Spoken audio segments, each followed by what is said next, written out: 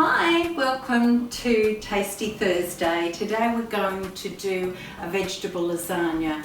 Let's just get started. Okay, so I'll turn the heat on here. So I'm going to put some oil in there, a little bit of oil. And if you don't particularly want to use oil, you can use a little bit of water. And we're going to pop the bay leaves in, and we're going to pop all the onion in. I've got two onions there. It just depends on what size lasagna you're making, how much sauce you'll need, but yeah, I'm going to do a reasonable size ones. I've got some garlic here. I'm going to pop that in. Now the chilies is optional. You don't have to add them if you don't want to, but my family love the chilies, and because you've got lots of spinach, it has got flavour, but the chilies give it a really nice flavour. And look, you add what you like. Half a teaspoon of salt in there. I've got mixed herbs. I've got thyme, oregano, rosemary. You can add whatever you like to this sauce. I'm a dreadful cook whatever's in the cupboard or whatever I've got, and at the moment I've got lots of chilies and capsicum in the garden, so I'm just going to pop a diced capsicum in there as well. So I just want to soften that, get that happening. In the meantime, I'm going to make the sauce to go with it. Now you can have sauces, you can just have plain cheese, but the recipe today I'm going to make a white sauce. This is another one of my chip recipe sauces that I'm using here. They say that to use coconut milk and rice milk. I usually have almond milk in the house. I prefer to use almond milk, so that's what I've got. You can use whatever milk you like. This is coconut and almond, and I've got a cup of that. Tip that into the bowl.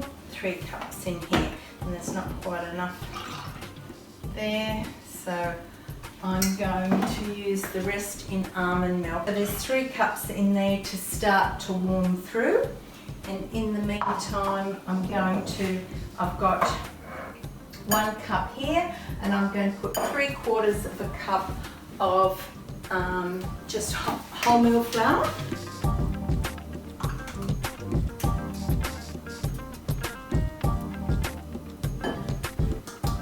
Grab this, and I'm going to just combine that. It's slowly coming up to heat.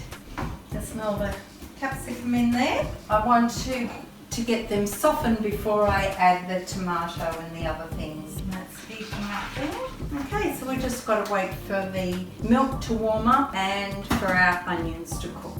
Okay, let's have a look at this now. The onions are cooking nicely.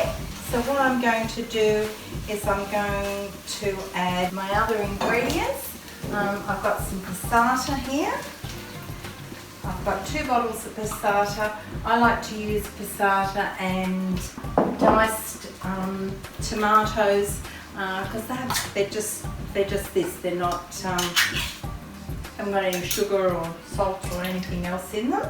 So I need lots of sauce. I'm just going to add a little bit more water to that in a moment, and pop that back on. Give it a stir so it's not sticking on the bottom, but that'll need just a little bit more cooking, but that's pretty good there now. So I'll just let that simmer away a little bit more while I finish my white sauce. Meanwhile, this is just heating up nicely here now. Still not real hot, but I'm just going to add a little bit more heat under it, and I'm going to add my mixture here, which was the flour and the 1 cup of the liquid, and so it's cold, but I'm going to add that in there to the hot milk. And I've got a little bit of green in there. It's a bit of rosemary, so it's not a foreign body, if you're wondering, if you're seeing that. So we're just going to mix this now. Let's bring the heat heat up and cook this. I'm going to add a little bit of salt, just because it's fairly bland, and also so that it gets the look of like we want on top of a lasagna. If you're not having cheese, we're going to add some turmeric to it because that'll give it the right colour. I have got some cheese here for those that can have cheese or that choose to have cheese, and so I'll do half my lasagna with just this mixture and half with some cheese because I prefer to have it without cheese. We'll keep an eye on that. Don't let that get too hot, but we'll start doing our base here now. I have got wholemeal pasta. I prefer to use a wholemeal pasta. All the roughage and those sort of things that I can get, I like to have. I'm going to pop that in there now, just so that it's easier to get your lasagna out once it's cooked. I always pop a little bit of water under it because I find that otherwise it'll stick to the base. Once again, you can have whatever vegetables you like in your lasagna, but I love spinach, and especially in the winter when there's silver beets growing mad in the garden. But I haven't got any at the moment, so I'm just using baby spinach here, and I did buy some English spinach. Probably should have some sauce so that I don't make a mess everywhere while you're all watching me. Okay, so let's pop lots of sauce, and this is why we need lots of sauce, because it will take a lot of sauce in here. It smells yummy. Now in the oven I have pre-done some pumpkin, and I'm just going to pop the pumpkin in on here. Just sliced it thinly and with a little bit of salt and oil. Now I'm going to put another layer of pasta here. Spoon that over. Now if you would like to do zucchini, now quite often, because I'm watching the number of carbs I'm having, if I was doing it for myself I wouldn't have the lasagna noodle. Now let me just watch this very slowly coming on here. This hot plate on this side is very slow. So what I would do, instead of the pasta, you could pop that in so that you've got all vegetables and not the pasta if you wanted to do that. And so I'm just going to put some more spinach on here. Now the spinach will cook down, so don't be afraid to pile it on. Okay, and then I'll just pop the noodles on the top and leave a slice for me on the end. So this is my bit at this end. Top it off the rest of the sauce. This is starting to thicken here. I can see it happening, so I'm just going to leave that for a minute and watch this, because I don't want it to burn on me, to catch on the bottom. It would be something that you'd probably have to watch if you're not used to doing it. By all means watch it, don't leave it. I mean, I'm aware of what was happening, and it was just coming up nice and slowly there, and it's just starting to thicken up there now. I'm going to add some turmeric as well. So I've got the turmeric in there, and I'm just whisking it so that it's going through smoothly. And turmeric will need some cooking, but of course it's going into the oven, so it will cook. So there you can see I've got a lovely white sauce. It should come to the boil because we've got the flour in there, so it'll be a much nicer flavour if it comes to the boil.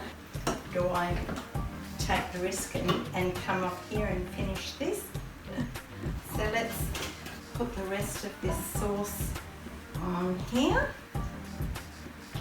and just spread that over. Make sure it's covering your noodles, because your noodles will go crispy in the oven. Now you can just do cheese on the top of that if you wanted to do just cheese. You can do ricotta, you can do a normal white sauce, or you can do this white sauce. Put some in the layers if you want. I just want it to boil, to cook that roux, the flour, and you can see just a little bit of turmeric has given it a lovely colour, and also you'll find that that's a lovely flavour to the turmeric. I might just use this ladle.